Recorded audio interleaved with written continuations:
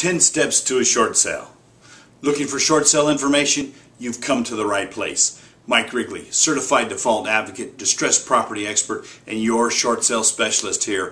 Thanks for joining us. Hey, let's talk about the 10 steps to a short sale.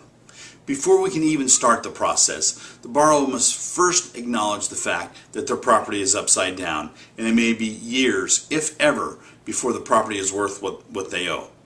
When this is the case, there are really only two options: foreclosure or short sale. Unless you never plan on moving, keeping an over-encumbered property just doesn't make sense. So what's step one? It all starts with the initial consultation. We sit down with you and discuss all your options and alternatives. Without giving tax or legal advice, we review the potential pitfalls and set up an appointment with a tax professional or attorney if you so desire. Step two, we collect your financial and documentation and complete the bank-specific short sale application. Each servicer is different, so it's important that we get them exactly what they need before they need it. Step three, we list your property as we would any other type of transaction, complete with our total marketing program, including virtual tour, toll-free 800 property information line, text writer with QR codes so potential buyers can scan the information directly to their smartphone, and always a full set of color flyers. Step four, accepting the offer. We want to accept the offer that has the best chance of getting not only approved but also closed escrows.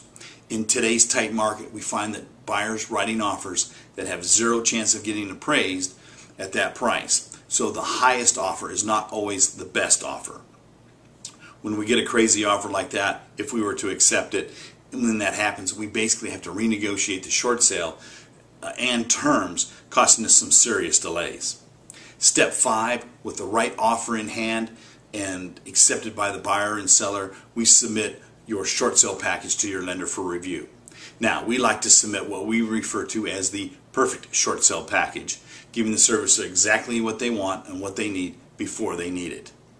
Now, with the short sale package in the hand of the servicer will determine the value of the property. Most times they will either order a full appraisal or have what's called a broker price opinion, a BPO, completed. With the value in hand, the servicer will determine if the net proceeds from our short sale offer is sufficient to settle the debt. There's a certain range that we know most lenders and investors will accept. If not, they will usually counter. If so, then they approve the short sale, and we move on to the traditional part of the transaction. Step 8 is during the traditional part of the transaction, short sale, the buyer will complete their investigations, get their own appraisal, and get final loan approval. With those tasks completed, we now move to the closing. Step 9 is at the closing, the buyer and the seller will each sign their escrow documents, the loan will fund, and in the following days the title will transfer to the new owners.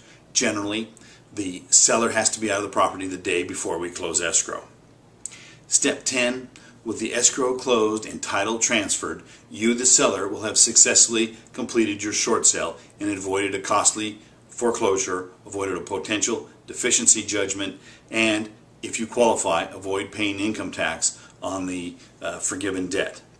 To get a better idea of when your property will be worth what you owe, log on to www.loanmodandshortsale.info for a free estimate, or call me today for a free no obligation consultation. Call me today. You'll sleep better tonight.